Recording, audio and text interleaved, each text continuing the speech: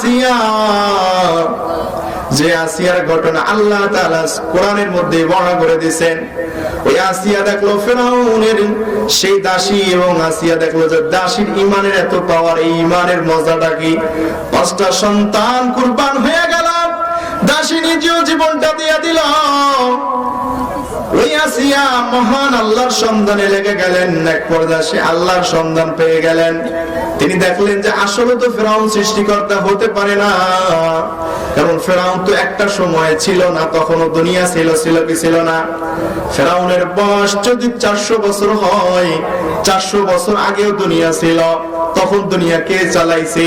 আবার ফেরাউন একটা সময় মারা যাইবে, তখনও দুনিয়া থাকবে, কে চালাবে? অবশ্যই ফেরাউন তো প্রকৃত সৃষ্টিকর্তা হতে পারে না। এজন্য আসিয়া একটা পর্যায়ে মুসা আলাইহিস সালামের দাওয়াতের মাধ্যমে সেই ঈমান পেয়ে গেল। যখন এই ঘটনা, লম্বা ঘটনা, ফেরাউন যখন জানতে পারলো আসিয়া ঈমান নিয়ে আসছে। আসিয়া ছিল ফেরাউনের অন্তরের একজন মানুষ, অনেক মহব্বতের একজন প্রিয়তমা স্ত্রী ছিলেন। ওই আসিয়াকে ফেরাউন অনেক বুঝাইল, এমনকি আসিয়ার মা বাবাকে দিয়েও বুঝাইছে যে ফেরাউনের প্রতি যে খোদাইত্বের বিশ্বাসকে সে যেন না হারায়।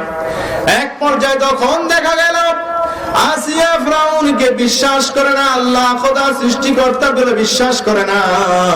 সে সৃষ্টিকর্তা বলে মানে মুসা এর আল্লাহকে, এক আল্লাহকে মানে। ফেরাউন এক পর্যায়ে রেগে অগ্নিশর্মা হয়ে গেলেন। তিনি তার সৈন্যবাহিনীর প্রহরীদেরকে আদেশ করলেন, ওকে চাবুক মারো। আসিয়ার গায়ে চাবুক মারা হলো। প্রচুর পরিমাণে চাবুক মারার পরে শরীরের দেহ থেকে রক্ত বের হয়ে গেছে। ওই রক্তের উপর নুনের ছিটা দেওয়া হয়েছে। তারপরে ফেরাউনের স্ত্রী আসিয়া ঈমান ছাড়ে না। একটা পর্যায়ে তাকে শরীরে চড়ানো হলো। 2 হাতের মধ্যে লোহার পেরেক মারিয়া, 2 পায়ের মধ্যে লোহার পেরেক মারিয়া তাকে আবদ্ধ করিয়ে ফেলানো হইল। এইভাবে তাকে রেখে রেখে মৃত্যুর কোলে ঢলে দেওয়ানো হলো। এই আসিয়া আল্লাহর দরবারে দোয়া করেছে, ওগো মালিক, আমি শুধু তোমাকে পাওয়ার আশায়, তোমার জান্নাতের আশায় আমি ফেরাউনের শাস্তিকে ভোগ করেছি। আল্লাহর দরবারে আসিয়া দরখাস্ত করেছে, গো মালিক, এত কষ্ট সহ্য করেছি, তুমি আমার জন্য তোমার জান্নাতে একটি বাড়ি বানাও। আল্লাহ তাআলা আসিয়ার সামনে থেকে দুনিয়ার সেই দৃষ্টিটাকে সরাইয়া জান্নাতের দেখার সেই দৃষ্টি দিয়া দিলেন।